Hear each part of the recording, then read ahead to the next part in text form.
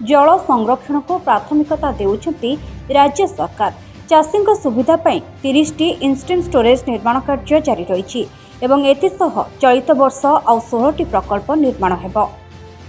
वृद्धि पाउछि नदीगर्भ जल संरक्षण।